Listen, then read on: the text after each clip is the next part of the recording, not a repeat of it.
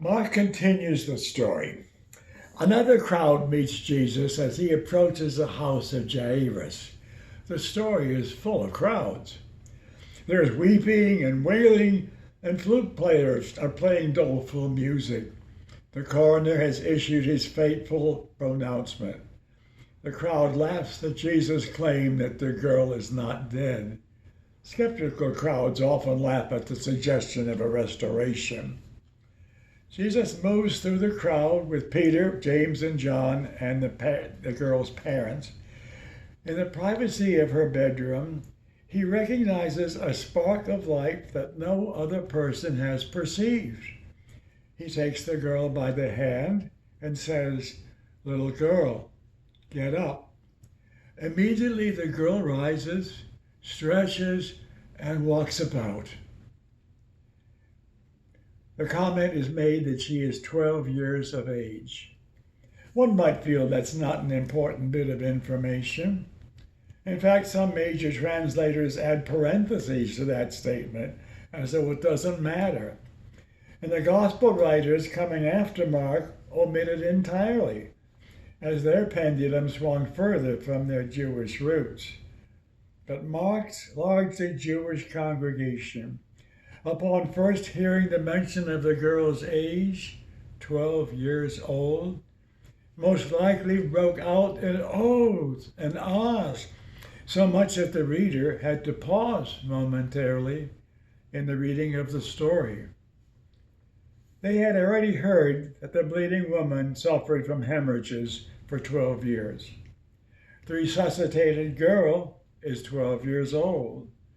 To the Jewish listeners, the number 12 would represent none other than the nation of Israel itself, with its 12 tribes. The reason Mark telescopes the two healing stories together is now revealed. This is not just a story about two separate healings.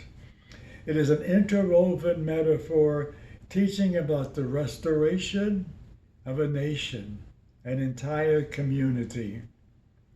Remember, Mark is reading this narrative around year 70, and Israel is involved in a bitter revolt. Among the families in this makeshift synagogue, lives have been lost. Emperor Titus moved in Roman legions with take no prisoner fervor. In Rome, plans are being made for a bigger arena, the Grand Colosseum, yet to stage grander torture scenes. These people in Jerusalem are meeting in fear and trembling. Stories about Jesus had been cycling through oral tradition through 40 years, and Mark figures it's time to write them down. And now the metaphor unwinds.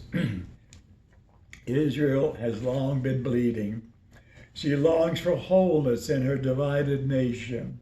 But seek as she may, she cannot find it, and she is being impoverished in the attempt. When her lifeblood of hope is almost completely drained, she makes one last desperate attempt to preserve everything that makes her who she is. Since the high priests are in collusion with the Roman oppressors, they cannot assure access to God. She takes a chance on reaching out and touching divinity directly in the person of this new charismatic rabbi, and the bleeding stops. All that she is will not be lost in the rubble. There will still be the nation's story since the ancient patriarchs. There will still be the 10 Commandments and the covenant between God and the community of Moses. But the 10 Commandments are now clarified by a new command, that we love one another. The covenant at Mount Sinai is now enhanced by a new covenant of bread and wine, because Israel, the shared 12 tribes, is also a young girl revived. A girl of 12 in ancient Jewish tradition would be of marriageable age. Israel is not only revived, She holds the prospect of bringing forth a whole new family.